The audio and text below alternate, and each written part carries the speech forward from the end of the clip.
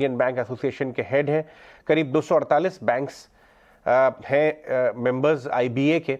मेहता साहब, आपको लगता है कि क्रेडिट ग्रोथ यहाँ से किक ऑफ हो सकती है? जिस हिसाब से बजट आया, जिस हिसाब से माहौल बन रहा है इकोनॉमी में, आपको उम्मीद है कि आने वाले क्वार्टर्स में क्रेडिट ग्रोथ, क्योंकि आपकी तो पल्स है पूरी इकोनॉमी पे, यहाँ से किक ऑफ हो जाएगी? देखिए, इसमें बहुत सारे अनेबलर्स इस बजट ने प्रोवाइड किए हैं और मैं काफी ऑप्टिमिस्टिक हूं कि अब जो हमारी इकोनॉमी है that will be back on the roads. और क्रेडिट ग्रोथ, जब भी इकोनॉमी ग्रो करती है तो क्रेडिट ग्रोथ ऑटोमेटिकली उससे लिंक रहती है, because credit growth is link to the growth in the economy and GDP growth से डायरेक्टली लिंक्ड है। जहां तक अनेबलर्स की बात है, एग्रीकल्चर क्रेडिट सेक्टर में गवर्नमेंट ने एक बहुत अच्छा इनोवेटिव चीजें लेके आई है कि जो ड्रोन बेस्ड है उसकी टेक्नोलॉजी को यूज करेंगे। जो एग्रीकल्चर लेवल की जो फिनटेक्स हैं, जो एग्रीटेक्स हैं, उनको भी सपोर्ट किया जाएगा नाबार्ड के माध्यम से।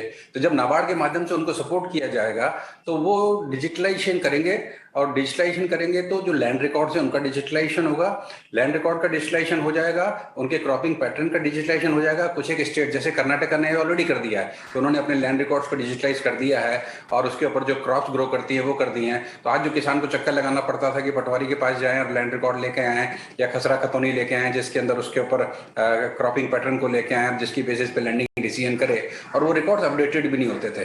और अब जब ये सिस्टम से बेस्ड होंगे, टेक्नोलॉजी बेस्ड होंगे, तो reliability of data of this land record as well as the cropping pattern बढ़ेगा, जिससे एग्रीकल्चर फंडिंग का जो कॉन्सेप्ट है इसमें बेसिक इकोसिस्टम में चेंज आएगा। मिडिलमैन्स कम होंगे, मनी लेंडर्स की इन्वॉल्वमेंट कम होगा और डायरेक्ट डिजिटल बेसिस से उनको असेस मिलेगी। So this is a very good reform for improvement in agriculture lending ecosystem, उसके लिए बहुत लाभप्रद रहेगा। दूसरा जो बहुत अच्छी चीज कही गई थी वो है एमएसएमई सेक्टर के लिए। एमएसएमई में 5 बड़े अनेबलर्स उन्होंने दिए हैं। एक तो ये दिया कि जो एग्जिस्टिंग एमएसएमई की है उसके अंदर जो इमरजेंसी लाइन ऑफ क्रेडिट है उसका स्कोप 4.5 लाख करोड़ का था, उसमें 50,000 करोड़ और बढ़ा के उसको 5 लाख करोड़ कर दिया। दूसरा जो बहुत अच्छा स्टेप किया है वो ये किया है कि जो 50,000 करोड़ है ये कॉन्ट्रैक्ट इंसेंटिव जो इंटेंसिव सेक्टर्स हैं, जैसे हॉस्पिटलिटी सेक्टर है जिसको सबसे ज्यादा फर्क पड़ता है, क्योंकि बीच बीच में जैसे भी अगर टाइमिंग रिस्ट्रिक्शंस आती हैं या गैदरिंग की रिस्ट्रिक्शंस आती हैं तो सबसे ज्यादा जो इम्पैक्ट पड़ता है वो हॉस्पिटलिटी को पड़ता है। लोग ट्रेवल कम करते हैं, गैदरिंग्स छोटे साइज की होती हैं, शादियां होती हैं, फंक्शंस होते हैं, सब छोटे स्मॉल स्केल पे होते हैं। तो हॉस्पिटलिटी इंडस्ट्री जो है it is a very good employment generator, तो उसके लिए 50,000 करोड़ का स्पेशल प्रावधान किया गया है, जिससे कि इस सेक्टर को सपोर्ट किया जा सके। और जो एनसीजीटीसी है वो इस पे वर्क करेगी और डेफिनेटली अनेबलर्स प्रोवाइड करेगी हॉस्पिटलिटी सेक्टर को, तो जिससे पूरी इस सेक्टर को फायदा मिलेगा। तीसरा जो बहुत अच्छा किया है वो है सीजीटीएमएससी, जो पुरानी स्कीम हमारी है जिसके अंदर 2 करोड़ तक का लोन लोगों को बगैर गारंटी के मिल सकता है, उस स्कीम को भी रिवैम्प करने के बारे में, रीस्ट्रक्चर करने के बारे में बातचीत की गई है। तो ये स्कीम काफी पुरानी स्कीम है, पर इसको अगर हम रिवैम्प करते हैं, इसको नए सिरे से बनाते हैं और इसको मोर पीपल फ्रेंडली बनाते हैं, तो शायद इसके कारण से भी एमएसएमई की जो नई यूनिट्स हैं जिनके पास कोलेटरल सिक्योरिटीज नहीं है उनको अपनी यूनिट सेटअप करने में एडवांटेज मिलेगा।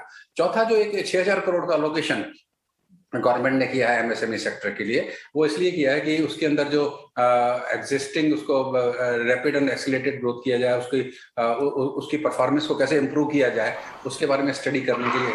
तो ये जो अनेबलर्स दिए जा रहे हैं इससे एमएसएमई सेगमेंट को, और एग्रीकल्चर और एमएसएमई ये खाली इकोनॉमी में कंट्रीब्यूट नहीं करते हैं, ये बेसिकली कंजम्पशन में भी इंक्लूड करते हैं, क्योंकि दे जनरेट एम्प्लॉयमेंट। जब एम्प्लॉयमेंट जनरेट होती है, आदमी को अर्निंग्स मिलती हैं, तो कंजम्पशन भी करता है, पूरी इकोनॉमी को किकअप मिलता है। एक जो और दूसरा बड़ा अनेबलर दिया है वो है 80 लाख मकान बनाने का, कि पीएम आवास योजना के अंतर्गत जब 80 लाख, तो ये जो मकान बनेंगे 80 लाख, तो डेफिनेटली इन फंडिंग भी होगी, और जब एक मकान बनता है तो बहुत सारे सेक्टर्स हैं उनको एक साथ से पुश मिलता है, क्योंकि अगर मकान बनेगा तो सीमेंट, लोहा, फैंस, इलेक्ट्रिसिटी, बहुत सारी चीजें ऐसी हैं जो काम आती हैं। तो एक हाउसिंग सेक्टर बनता है तो 50 करेक्ट। तो आई थिंक दिस करेक्ट। यहाँ पर सुनील आप कई सारी बातें हाईलाइट कर रहे हैं जो बजट में जिन पर ऐलान हुआ और जिनके हम पॉजिटिव्स यानी सिल्वर लाइनिंग्स यहाँ ढूंढ रहे हैं, पॉजिटिव्स ढूंढ रहे हैं। लेकिन एक चीज़, बजट में बैंकों के प्राइवेटाइजेशन को लेकर कोई बात नहीं हुई, क्योंकि पिछले बजट में हमने देखा था, लेकिन इस बजट में इस किसी तरह के कैपिटल इन्फ्यूजन की कोई बात नहीं हुई। इस पर आपका reaction?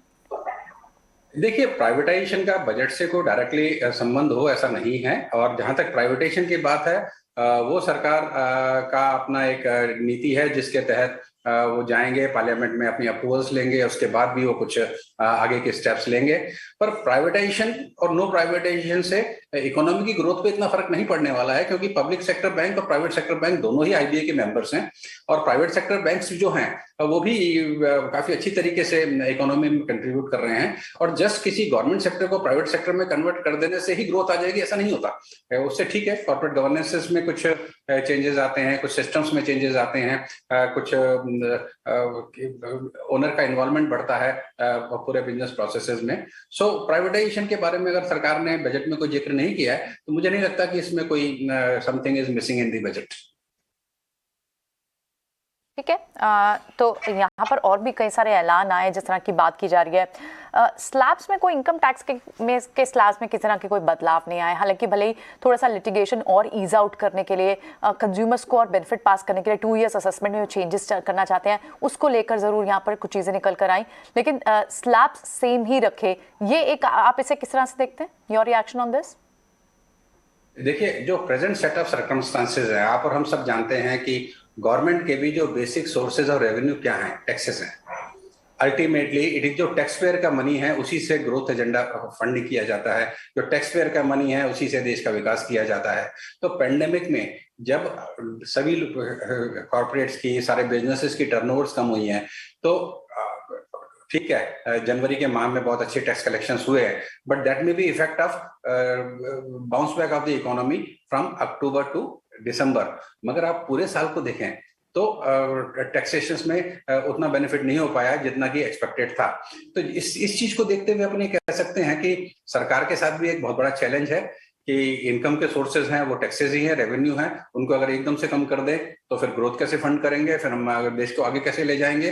For the time being I think ठीक है, हर चाहेगा, मैं भी as a service class I would like के ग्रेटर टैक्स एग्जेम्पशंस मिले, ज्यादा छूट मिले, तो हर आदमी ये चाहता है।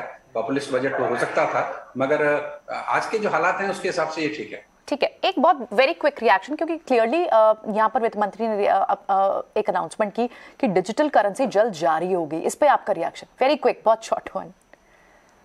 देखिए, जो डिजिटल करेंसी है वो एक बहुत ही अच्छा स्टेप है, that is a step ahead of the demonetisation. जैसे डिमोनेटाइजेशन का भी जो बेसिक उद्देश्य था, अगर वो डिजिटल करेंसी जारी होती है तो वो उद्देश्य एक कदम आगे बढ़ता है, और वो काफी सकारात्मक कदम है। क्योंकि देश के अंदर करेंसी को प्रिंट करना, उसको डिस्ट्रीब्यूट करना, फिर पुराने soil note, as a banker मैं जानता हूं ये कितना बड़ा इशू है, लॉजिस्टिक इश्यूज हैं कि करेंसी को प्रिंट होती है, प्रिंटिंग सेंट से डिफरेंट करेंसी चेस्ट में जाती है, वहां से ब्रांचेस में जाती है, पब्लिक को डिस्ट्रीब्यूट होती है, फिर उसमें रिसाइकिल होती है, जो पुराने नोट होते हैं उनको छाटे जाते हैं, बांटे जाते हैं। तो इस सारे प्रोसेस में काफी टाइम, एनर्जी और वो लगती है। वो सेव होगा जब वो डिजिटल करेंसी हो जाएगी। और डिजिटल करेंसी का अडॉप्शन बहुत आसान भी है, क्योंकि द बेसिक डिफरेंस इज आज की तारीख में यूपीआई के थ्रू ट्रांजैक्शन हो सकते हैं, पर उसके लिए बैंक अकाउंट से लिंक होना जरूरी है। So all accounts which happen through UPI are basically transactions happening between a giver and a taker through bank. तो एक बैंक इंटरमीडिएटरी के ऊपर इन्वॉल्व है। पर जब करेंसी डिजिटलाइज हो जाएगी तो ये इंटरमीडिएटरी की जरूरत नहीं होगी, from giver to taker it can directly flow. So that will provide a convenience for transfer of value through currency in digital form। और उससे नोट प्रिंटिंग का और इसका काफी जो है पैसा भी बचेगा और ट्रांसपेरेंसी भी बढ़ेगी। एंड अल्टीमेटली जो है बेसिकली जो लेजिटिमेट ट्रांजैक्शंस करने वाले लोग हैं उनके लिए तो बहुत कंफर्टेबल ऑप्शन है कि वो डिजिटल करेंसीज को अडॉप्ट करेंगे, and that will give a lot of credibility and transparency into the system। I think it's a very right step। चूंकि अभी ये इनिशियल स्टेज है और आरबीआई भी इस पे वर्क करेगा, I think they will collect the views of all the stakeholders, इसको डिजाइन करेंगे। But this is a very welcome step। This will facilitate the entire ecosystem in saving the time in printing and distribution and recycling of the currency। Welcome step समझ आता है ये। सुनील मेहता को हमारे से बात कर रहे थे, आईबीए के सीईओ, डिजिटल करेंसी को लॉन्च करने की जो यहाँ बात की, और तमाम बैंकिंग पर जो अपना वो व्यू दे रहे थे कि कल किस तरह के अनाउंसमेंट आए, क्या पॉजिटिव्स थे और कहाँ पर जैसे प्राइवेटाइजेशन की कोई बात नहीं हुई, लेकिन वो लिंक उसका बजट से नहीं है। बहुत बहुत शुक्रिया मिस्टर मेहता अपना समय देने के लिए और अपना व्यूज हमसे